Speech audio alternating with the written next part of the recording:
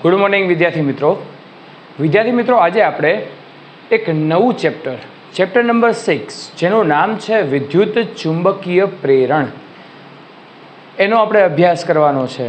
આમ તો નામ ઉપરથી કંઈક તમને થોડું ઘણું કંઈક મગજમાં વિચાર આવે કે વિદ્યુત ચુંબકીય તરંગ કે જેમાં વિદ્યુત ક્ષેત્ર અને ચુંબકીય ક્ષેત્રના બંને સદિશો એકબીજાને લંબ અને તરંગ પ્રસરણની દિશાને પણ લંબ ગતિ કરે છે એવું વિદ્યુત ચુંબકીય તરંગ છે।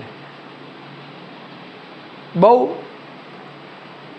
19મી સદી પહેલાં એટલે કે આમ 18મી સદી લઈ લો તો એવું મનાતું કે ભાઈ વિદ્યુત ક્ષેત્ર અને ચુંબકીય ક્ષેત્રને કોઈ પણ પ્રકારનો સંબંધ નથી। તો જ્યારે એમ્પિયરે પછી આપણે એવું કહી શકીએ કે ઓર્સ્ટેડે પ્રયોગો કર્યા ત્યારે એની ઉપરથી એવું સાબિત થયું કે ગતિમાન વિદ્યુત ભારો એ વિદ્યુત ક્ષેત્ર ઉત્પન્ન કરે છે ને વિદ્યુત ક્ષેત્રને કારણે શું ઉત્પન્ન થાય છે? ચુંબકીય ક્ષેત્ર। તો વૈજ્ઞાનિકોને એવું લાગ્યું કે ભાઈ આપણે આ રીતે કામ કરીએ છીએ કે ભાઈ વિદ્યુત ક્ષેત્રની મદદથી ચુંબકીય ક્ષેત્ર મેળવીએ છીએ, તો શું ચુંબકીય ક્ષેત્રની મદદથી આપણે આ વિદ્યુત ક્ષેત્ર મેળવી શકીએ? તો એની દિશાના પ્રયોગો શરૂ કર્યા। એમાં જે મહત્ત્વના પ્રયોગો કરેલા છે એવો ફેરેડે હેનરીના સિદ્ધાંતો ઉપર કામ કરવાનું શરૂ કર્યું અને એના સિદ્ધાંતોનો ઉપયોગ કરીને પોતે પ્રયોગો કર્યા। પ્રયોગોને અંતે જે પરિણામ મળે છે એની આપણે ચર્ચા કરવાની છે મિત્રો। તો સૌથી જે પહેલો પ્રયોગ છે એ પહેલો પ્રયોગ અહીંયા મેં આકૃતિ દોરેલી છે, તમે જોઈ શકો છો। થોડી આગળ આપણે વાત કરીએ એટલે આ પ્રયોગો હજી આપણે ભણશું, બરાબર ને? એટલે સૌથી પહેલાં ફેરેડે શું કર્યું? આ એનો બે મુખ્ય પ્રયોગ છે, પણ સૌથી પહેલાં જ્યારે નિરાશ થયો ને એ કેમ નિરાશ થયો આપણે જોઈએ। એને આ રીતે એક નરમ લોખંડની રિંગ લીધી,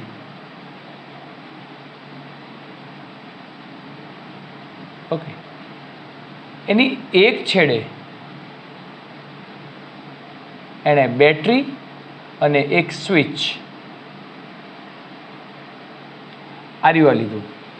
એના એક છેડે એને બેટરી લીધી અને એક સ્વિચ ગોઠવી અને બીજા છેડે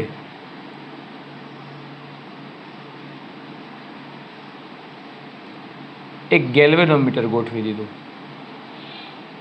હવે એણે શું કર્યું કે આ જ્યારે સ્વિચ પાડી એટલે પરિપથ પૂર્ણ થાય, આ સ્વિચ પાડો એટલે ઓલો કળ ભરાવી દો તો પરિપથ પૂર્ણ થાય, પરિપથ પૂર્ણ થાય એટલે અહીંયા પ્રવાહ વહેવાની શરૂઆત કરે, બરાબર। હવે જ્યારે સ્વિચ ચાલુ કરી ત્યારે ગેલ્વેનોમીટરે કોણાવર્તન દર્શાવ્યું, પણ જેવો પ્રવાહ વહ્યો એટલે ગેલ્વેનોમીટરે આવર્તન કેવું દર્શાવ્યું? શૂન્ય। પહેલાં આ રીતે હતું અને પછી આવર્તન શૂન્ય દર્શાવ્યું। એટલે ફેરેડેને એમ થયું કે ભાઈ હું વિદ્યુત ઉર્જા ખર્ચું છું તો મને સામે ચુંબકીય ઉર્જા કેમ નથી મળતી? એટલે કે અહીંયાથી હું પ્રવાહ વેવડાવું છું તો સામે મને પ્રવાહ કેમ નથી મળતો? શું રીઝન છે? બિચારો નિરાશ થયો। હવે આ નિરાશામાંથી એને એક આશાનું એક કિરણ ઉદ્ભવ્યું। આશાનું કિરણ શું હતું? જો કોઈ પણ વિદ્યાર્થી હોય, અત્યારે વિદ્યાર્થી અવસ્થાની વાત કરું તો કોઈ એક સમ ગણો છો, તમને બધું જ પરફેક્ટલી ચેપ્ટર આવડે છે, તમે કોઈ એક બીજો એક્સ્ટ્રા સમ ગણો છો, તમને નથી આવડતું, તો નિરાશ નહીં થવાનું। એનું નિરીક્ષણ કરો, એ દાખલાનું નિરીક્ષણ કરો, ડેટા કલેક્ટ કરો, વિચારો, એના બધા સૂત્ર મગજમાં રિવાઇઝ કરો, આ લાગે, આ સૂત્ર અપ્લાય થાય, આ સૂત્ર અપ્લાય થાય, એમ વિચારો। હું તમને ગેરંટી સાથે કહી દઉં કે એક એવો સમય આવશે, કદાચ એકવાર નિષ્ફળ ગયા, બીજી વાર નિષ્ફળ ગયા, પણ ત્રીજી વાર તો સફળ થશો। એમ અહીંયા સ્થિર પ્રવાહ વેવડાયો એટલે આ ગેલ્વેનોમીટર જ્યારે સ્વિચ ચાલુ કરીને ત્યારે આવર્તન દેખાડ્યું, એટલે ત્યારે એને મગજમાં લાઇટ ન થઈ, પણ જેવી અહીંયા સ્વિચ બંધ કરીને ત્યારે પાછું આવર્તન દેખાડ્યું, એટલે ક્ષણિક આવર્તન હોય, આ 0 ઉપર હોય, સ્વિચ બંધ કરી આ રીતે, એટલે એને મગજમાં વિચાર આવ્યો કે ભાઈ મેં સ્વિચ ચાલુ કરી અને સ્વિચ બંધ કરી ત્યારે એણે ક્ષણિક આવર્તન દેખાડ્યું, એનો મતલબ કે કાંઈક એવું હોવું જોઈએ, કંઈક ફેરફાર હોવો જોઈએ કે જેથી કરીને આ મને વિદ્યુત પ્રવાહ મળી શકે। એટલે એણે આ રીતે કર્યું, switch on of switch on કરી ઓફ કરી, ઓન કરી ઓફ કરી, એટલે અહીંયા ગેલ્વેનોમીટર આવર્તન દર્શાવવાનું શરૂ કર્યું. ઓન કરે તો આ બાજુ, ઓફ કરે તો આ બાજુ. ઓન કરી એટલે પ્રવાહ વહેવાની શરૂઆત થાય અને જ્યારે સ્થિર પ્રવાહ કોન્સ્ટન્ટ વહે ત્યારે પાછો 0 ઉપર આવી જાય. ઓફ કરી તો આ બાજુ પાછો 0 ઉપર. તો એની જે સૂક્ષ્મ નિરીક્ષણ છે, અંતસ્ફૂર્ણા કહેવાય એને, નિરીક્ષણ કહેવાય, ક્ષણિક નિરીક્ષણ, હા, સૂક્ષ્મ ગાળા માટેનું નિરીક્ષણ. ઓકે, તો આ જે સૂક્ષ્મ ગાળા માટેનું જે નિરીક્ષણ એને કર્યું ને, એ નિરીક્ષણ એને કામ કરી આપ્યું. અને એ નિરીક્ષણ કંઈક આ રીતે છે કે જો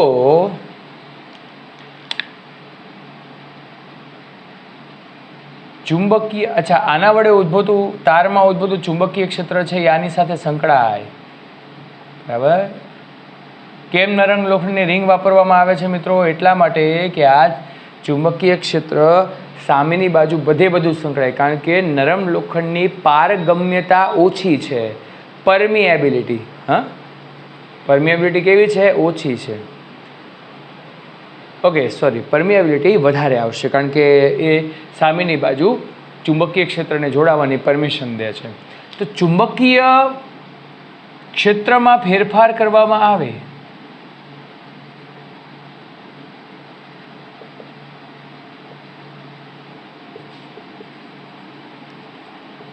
આવે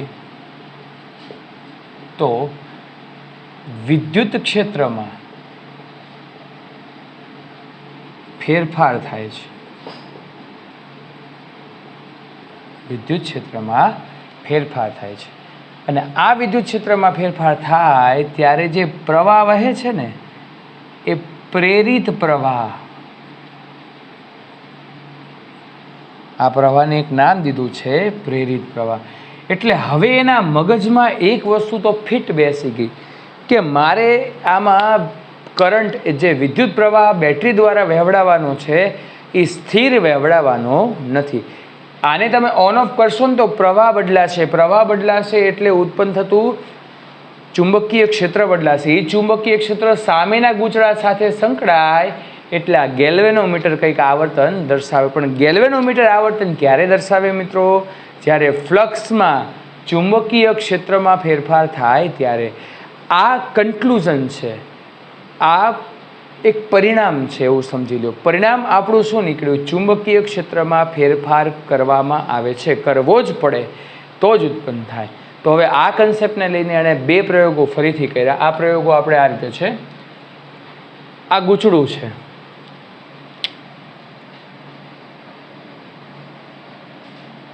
ઓકે, ગૂંચળા સાથે ગેલ્વેનોમીટર જોડેલું છે અને એ ગૂંચળાની નજીક એક ગજ્યો ચુંબક લાવવામાં આવે છે. ગજ્યો ચુંબક એટલે એક ચુંબક જ કહેવાય, પણ એના એક છેડે N ધ્રુવ અને બીજા છેડે S ધ્રુવ હોય. અચ્છા મિત્રો, હવે હું તમને એમ કહું કે આ ગજ્યા ચુંબકમાં આપણે ચુંબકીય ક્ષેત્રની દિશા કંઈક આ રીતે છે.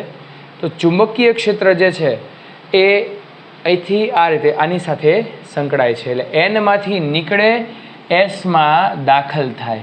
ઓકે, આ ખરેખર આ રીતે છે. ઓકે, તમે 5મા ચેપ્ટરનો અભ્યાસ કરો એટલે ખ્યાલ આવશે, પણ ડઝન્ટ મેટર, આપણે કોઈ એવો આમાં વાંધો નહીં આવે. ઓકે, તો આ જ્યારે ચુંબકીય ક્ષેત્ર આની સાથે સંકળાય ત્યારે આની અંદરથી પ્રવાહ વહે. પણ આપણું કન્ક્લુઝન શું છે? કન્ક્લુઝન એ છે, આપણું પરિણામ એ છે, રિઝલ્ટ એ છે કે મારે ચુંબકીય ક્ષેત્રમાં ફેરફાર કરવો જરૂરી છે. તો હું કેમ ફેરફાર કરીશ? તો આ રીતે કે ચુંબકને જો આમને આમ રાખું તો આની સાથે ફ્લક્સ તો સંકળાશે, ચુંબકીય ક્ષેત્ર તો સંકળાશે, પણ આ ચુંબકીય ક્ષેત્ર અને આ ચુંબકીય ફ્લક્સમાં ફેરફાર થતો નથી. ફેરફાર ત્યારે થાય કે જ્યારે આ ચુંબકને નજીક લાવવું, આ ચુંબકને દૂર લઈ જવું. નજીક લાવવું તો આની સાથે સંકળાતું ફ્લક્સ વધે છે, ચુંબકીય ક્ષેત્ર વધે છે.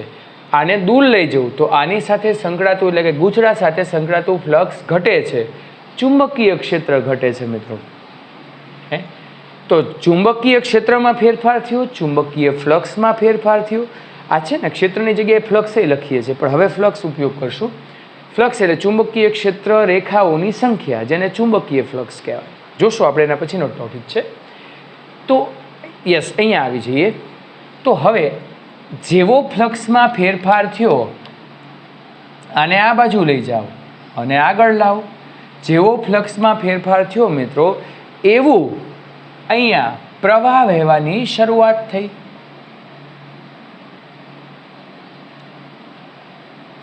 આ રીતે હોય, બરાબર ને? પ્રવાહ એટલે આ રીતે પ્રવાહ વહે અહીંથી આમ.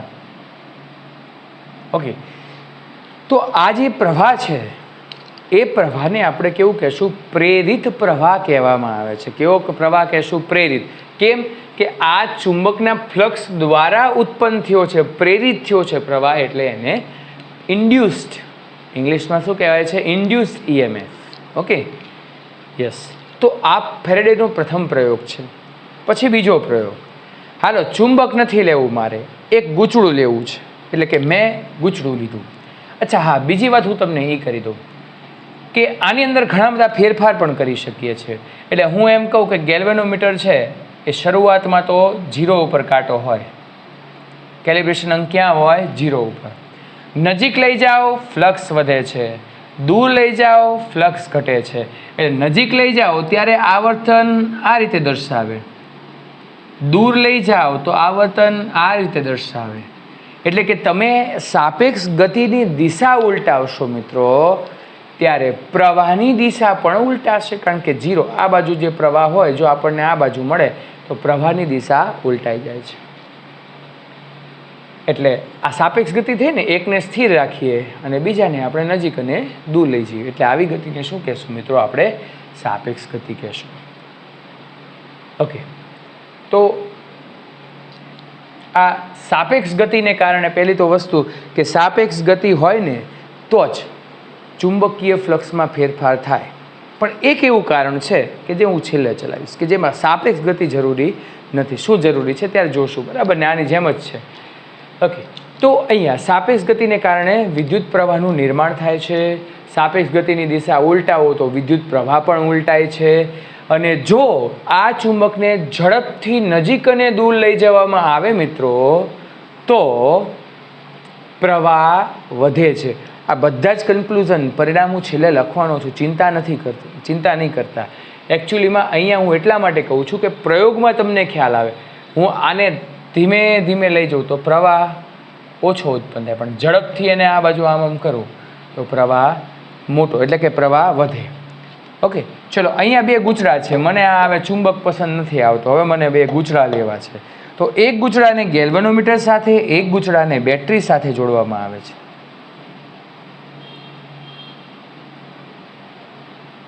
ઓકે, હવે અહીંયા કોઈ સ્વિચ નથી રાખી મેં, તો મારે સાપેક્ષ ગતિ કરાવવી પડે. અહીંયા પ્રવાહ વહે છે, એનું ચુંબકીય ક્ષેત્ર આ બીજા ગૂંચળા સાથે સંકળાય છે મિત્રો. અને આ બીજા ગૂંચળા સાથે સંકળાતું હોય તો આપણે ફ્લક્સમાં ફેરફાર કરવો પડે. કાંઈ વાંધો નહીં, આને નજીક લાવો, આને દૂર લઈ જાઓ, ફ્લક્સમાં ફેરફાર થાય અને પ્રેરિત પ્રવાહ ઉત્પન્ન થશે બીજા ગૂંચળામાં. અહીંયા પ્રેરિત પ્રવાહ ઉત્પન્ન થશે અને એ પ્રવાહની દિશા આ રીતે છે, બરાબર ને? ઓકે, તો આ રીતે ફેરેડે પોતાના પ્રયોગ દ્વારા અમુક વસ્તુઓ સાબિત કરે. જે એક ત્રીજો પ્રયોગ પણ છે. હવે મેં તમને કીધું હતું કે ચલો સાપેક્ષ ગતિ જરૂરી નથી, બરાબર ને? તો તમે કયો વિચાર કરી શકો? તો તમે આવો વિચાર કરી શકો. જો સપોઝ કે મારે આને, આ 2 ગૂંચળા છે, મારે એને સાપેક્ષ ગતિ કરાવી નથી, તો શું કરું? તો કાંઈ નહીં, એક સ્વિચ ગોઠવી દો.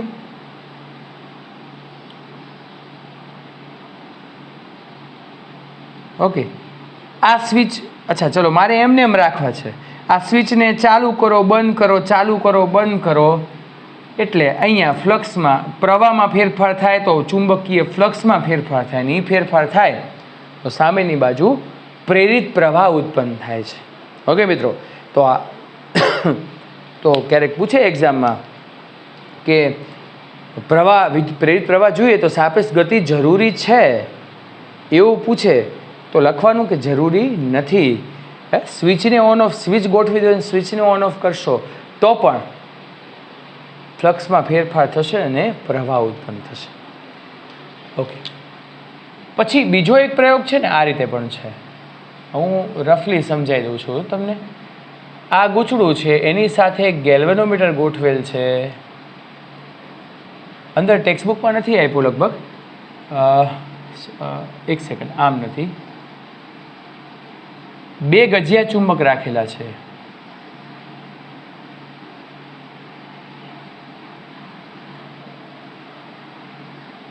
અહીંયા એક ગૂંચળું વીંટાળેલું છે અને આ ગેલ્વેનોમીટર છે.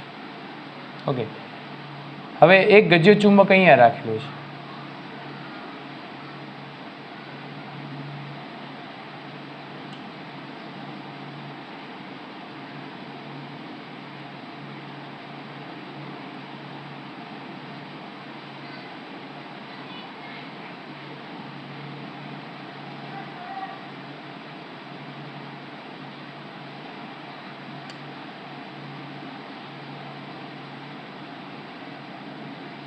આમ તો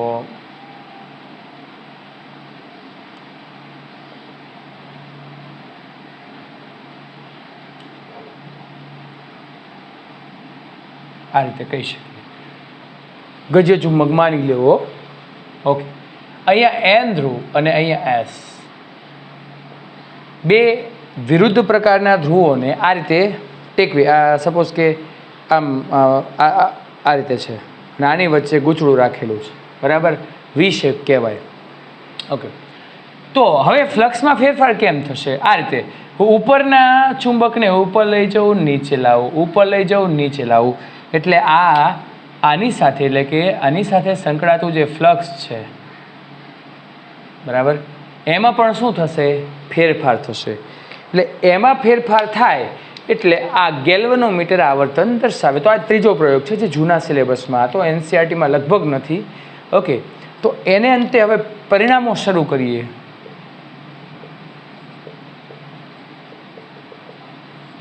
ઓકે, પહેલું, ગૂંચળા અને ચુંબક અથવા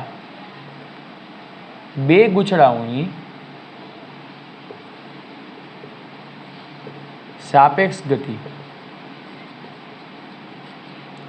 2 ગૂંચળાઓની સાપેક્ષ ગતિ વિદ્યુત પ્રવાહના નિર્માણ માટે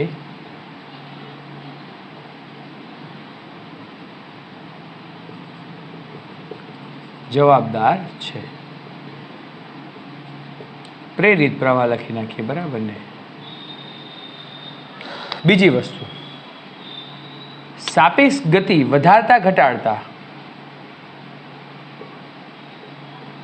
ગતિ વધારતા ઘટાડતા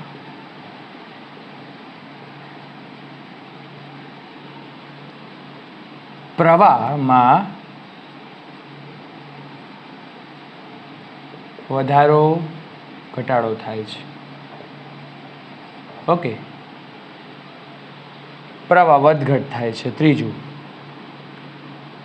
સાપેક્ષ ગતિની દિશા ઉલટાવતા,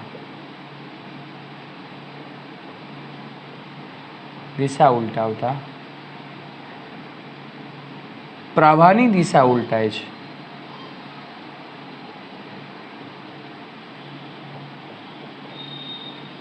ઓકે, અને ચોથું, જો બંને ગૂંચળાઓને, એટલે બંને ગૂંચળાઓ વચ્ચે સાપેક્ષ ગતિ ન થતી હોય, સાપેક્ષ ગતિ ન થાય તો પ્રવાહ પ્રેરિત થશે નહીં. એટલે મિત્રો હું એમ કહું કે 2 ગૂંચળા હોય, 2 ગૂંચળાને આ રીતે ગતિ કરાવું તો આ ગતિની સાપેક્ષ ગતિ કહેવાય નહીં.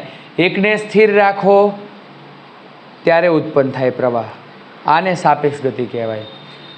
હવે હું 2ને સાપેક્ષ ગતિ કરાવું તો પ્રવાહ બમણો ઉત્પન્ન થાય. હો, આ ધ્યાન રાખજો, એમસીક્યુમાં આવશે. ઈએમએફનો અભ્યાસ કરશું ને, હું આ રીતે લઈ જઉં છું તો ઈએમએફ પ્રેરિત થાય છે, પણ હું આમ કરીશ તો બંને ઝડપથી ફ્લક્સમાં ફેરફાર થશે, એટલે પ્રવાહ બમણો અને ઈએમએફ બમણો ઉત્પન્ન થાય છે. યસ, તો મિત્રો આ પરિણામો છે. તો પરિણામો વ્યવસ્થિત મિત્રો તમારે પાકા કરી નાખવાના છે. પરિણામો છે એ પૂછાય એક્ઝામમાં. કન્ક્લુઝન યાદ રાખવાનું છે કે ચુંબકીય ફ્લક્સમાં ફેરફાર કરો તો વિદ્યુત પ્રવાહ પ્રેરિત થાય છે, ઈએમએફમાં ફેરફાર થાય છે. બસ આ કન્ક્લુઝન છે, આવડવું જોઈએ. ઓકે, ચલો મિત્રો, હવે થોડું આપણે ચુંબકીય ફ્લક્સનો અભ્યાસ કરી લઈએ અને ફેરેડેનો નિયમ છે એનો અભ્યાસ કરીએ.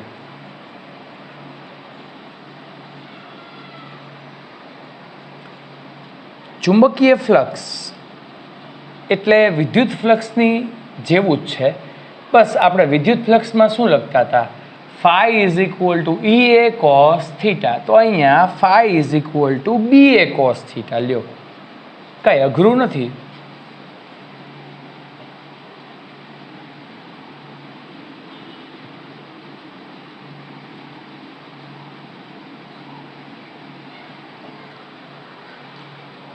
ચુંબકીય ફ્લક્સ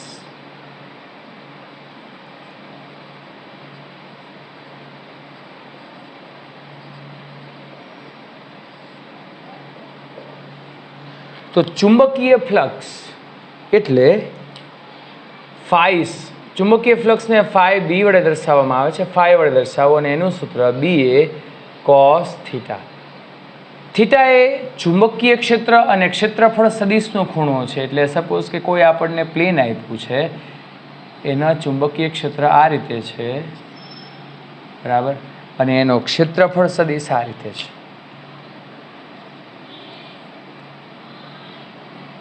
તો એ બંને વચ્ચેનો જે ખૂણો થીટા, અને એ થીટા બરાબર લખવામાં આવે છે બી અને એ વચ્ચેનો ખૂણો. જો લંબ હોય, theta is equal two 0 degree હોય તો ફાઈ ઇઝ મેક્સિમમ. એટલે પ્લેનમાંથી, આ સમતલમાંથી પસાર થતો ચુંબકીય ફ્લક્સ મહત્તમ હોય અને થીટા બરાબર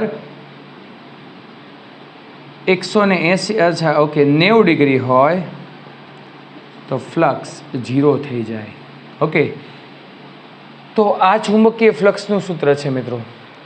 જો ચુંબકીય ક્ષેત્ર અનિયમિત હોય તો આ બધાના ફ્લક્સનો, એટલે કે આપણે એક સૂક્ષ્મખંડ વિચારવો પડે અને એ સૂક્ષ્મખંડનો સરવાળો કરો મિત્રો, એટલે આપણને કુલ ચુંબકીય ફ્લક્સ મળે. જે આપણે પહેલા ચેપ્ટરમાં રેખીય ઘનતા ને પૃષ્ઠ ઘનતા, કદ ઘનતામાં ભણી ગયા છે. કોઈ પણ અનિયમિત, કોઈ વક્રાકાર પદાર્થ આપ્યું છે, કોઈ અનિયમિત પદાર્થ આપેલો છે, અથવા અનિયમિત ચુંબકીય ક્ષેત્ર છે, તો ત્યારે નાના નાના સૂક્ષ્મખંડનું ચુંબકીય ક્ષેત્ર શું થશે? ડીફાઈ ઇઝ ઇક્વલ ટુ બી. આપણે એ ચુંબકીય ક્ષેત્રનું ક્ષેત્રફળ સદિશ ડીએ લઈ લઈએ તો phi is equal to d phi is equal to, અહીંયા આમ લખી શકાય, બી તો અચળ હોય ઇન્ટુ ડીએ. આ phi 1, d phi 2 is equal to B d A 2, બરાબર, પછી બી ડીએ 3. તો આ બધા જ ચુંબકીય ફ્લક્સનો સરવાળો કરશો તો એ જે સરવાળો છે એ સરવાળો આપણને શું મળે છે? કુલ સરવાળો ચુંબકીય ફ્લક્સ આપે છે. મેઇન સૂત્ર યાદ રાખો, બીજું કંઈ યાદ રાખવાની જરૂર નથી. ત્યાર પછી ફેરાડેનો નિયમ.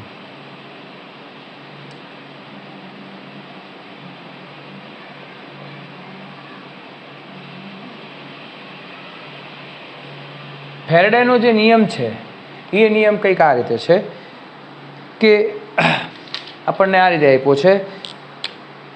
પહેલી જ વસ્તુ તો ફેરાડેનો નિયમ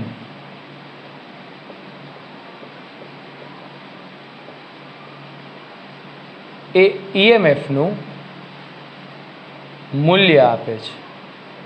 શું આપે છે? ઈએમએફનું મૂલ્ય. હવે નિયમ કંઈક આ રીતે છે.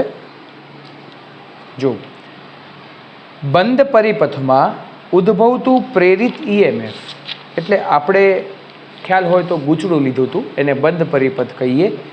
તો બંધ પરિપથમાં ઉદ્ભવતું પ્રેરિત ઈએમએફ તેની સાથે સંકળાયેલા ચુંબકીય ફ્લક્સના,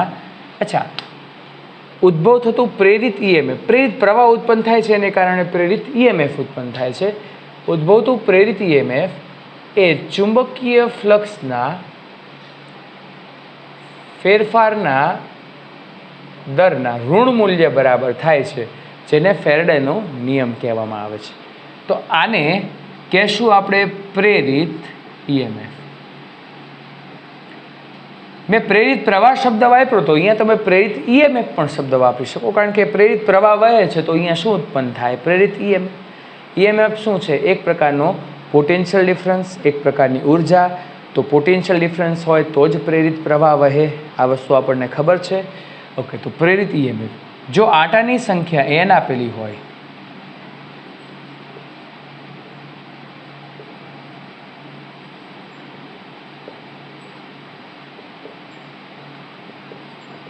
આટાની સંખ્યા n આપેલી હોય તો E is equal to -n dϕ/dt. Okay, આમે લખી શકાય E is equal to -n, પણ આ જે મળે ને મિત્રો આપણને એવરેજ મળશે ΔΦ/ΔT, કારણ કે અહીંયા ડિફરન્સ છે એ થોડો મોટો છે એટલે આપણને એવરેજ ઈએમએફ મળશે. ΔT ટેન્સ ટુ 0 લો લિમિટ એટલે આપણને તત્કાલીન કહેવાય નહીં પણ આપણે મૂલ્ય મળે છે આપણને, બરાબર, ઈએમએફનું. ઓકે, અહીંયા એવું કીધું છે કે બંધ ગૂંચળાના આંટાઓની સંખ્યા એનમાં વધારો કરીને પણ પ્રેરિત ઈએમએફમાં વધારો કરી શકાય છે. અચ્છા, આપણે આમ પણ લખી શકીએ ને, પ્રેરિત ઈએમએફ છે એક તો E ચલે છે dϕ/dt,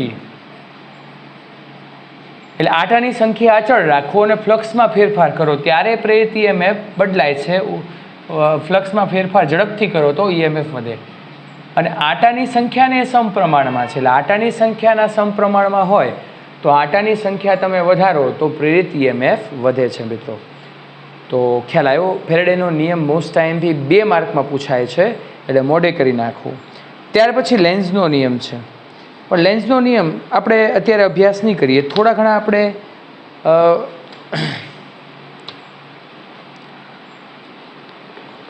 આની થોડી પ્રેક્ટિસ કરી લઈએ, બરાબર.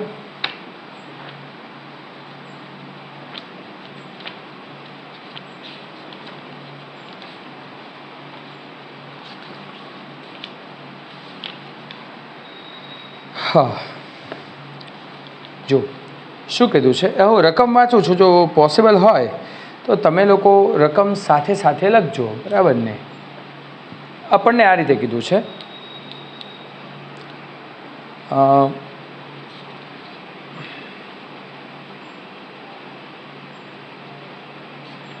ઓકે, એક એમસીક્યુ ગણી આની ઉપર આધારિત. એમસીક્યુ કંઈક આ રીતે છે, એક ગૂંચળાના આંટાની સંખ્યા 2000 છે અને આડછેદનું ક્ષેત્રફળ 70 સેન્ટીમીટર સ્ક્વેર છે. ગૂંચળાના સમતલને લંબ ચુંબકીય ક્ષેત્ર 0.3 ટેસ્લા છે. હવે 0.1 સેકન્ડમાં ગૂંચળાને 180 ડિગ્રીનું પરિભ્રમણ આપવામાં આવે તો ઉદ્ભવતું ઈએમએફ કેટલું? પહેલી વસ્તુ તો એ કે ડેટા કલેક્ટ કરીએ આપણે કે ગૂંચળાના આંટાની સંખ્યા શું આપી છે? 2000. આડછેદનું ક્ષેત્રફળ એ બરાબર આપ્યું છે 70 સેન્ટીમીટર સ્ક્વેર, એટલે 10⁻⁴. ઓકે, અને ગૂંચળાના સમતલને લંબ ચુંબકીય ક્ષેત્ર બી બરાબર 0.3 ટેસ્લા છે. હવે 0.1 સેકન્ડ એટલે ડેલ્ટા ટી બરાબર શું આપ્યું છે આપણને? 0.1 સેકન્ડ 180 ડિગ્રીનું પરિભ્રમણ, એટલે પહેલાં જો આ ગૂંચળું છે એના સમતલને લંબ એટલે આમ બહાર નીકળતી દિશા, સમતલને લંબ હોય અને એનો ક્ષેત્રફળ સદિશ પણ સમતલને લંબ જ હોય કે નહીં, તો બંને એક જ દિશામાં, એટલે શરૂઆતમાં સમતલને લંબ એટલે θ1 બરાબર 0 અને પછી 180 એટલે ચુંબકીય ક્ષેત્રની દિશા ઉલટાવી દેવામાં આવે છે એટલે 180, અથવા તો ગૂંચળાને ઉલટાવી દો, એનો ક્ષેત્રફળ સદિશ ઉલટાવી દો તો પ્રેરિત ઈએમએફ કેટલું ઉત્પન્ન થશે? મિત્રો હવે પ્રેરિત ઈએમએફ મેળવવું હોય તો બંધ વક્ર છે, ગૂંચળું છે એટલે -n ΔΦ/ΔT.